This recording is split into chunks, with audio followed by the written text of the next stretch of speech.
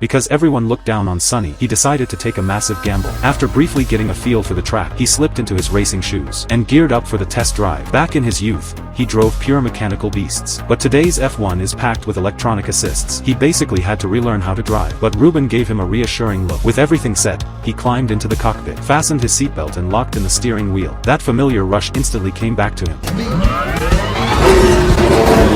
He slammed the gas, and the car shot out of the pit lane like a bullet. He had to adapt to this modern machine fast, and find the rhythm of his glory days. Meanwhile, the pit crew shifted straight into race mode. They used Joshua's lap times as his target benchmark. As the speed kept climbing, the tires warmed up to the optimal temp. But he was still unfamiliar with the car's limits. He locked up the brakes approaching the very first corner. The car lost all traction in a split second. It spun wildly across the asphalt, before sliding to a dead stop sideways in the middle of the track. He hit the gas again, and the tires shrieked against the track, instantly kicking up a massive cloud of white smoke. After a quick spin, he whipped the car back onto the track. The timer started for a flying lap. This time he held absolutely nothing back, going full throttle. But the car still had its own hidden issues. First lap done, he was 0.2 seconds slower than Joshua. Entering the second lap, he pushed the speed to the absolute limit. Nick pulled out his wager, convinced he was bound to lose. But Ruben stayed completely silent, because he knew nothing was final until the very last second. Lap 2 ended, and the gap widened to 0.3 seconds. The final lap began. Everyone knew Joshua messed up the final corner, and that was his only shot at beating him. But the car's issues forced him hard onto the curb. The next second, the car completely spun out of control. He slammed the brakes to the floor, but it was too late. A $150 million race car was completely wrecked right before his eyes.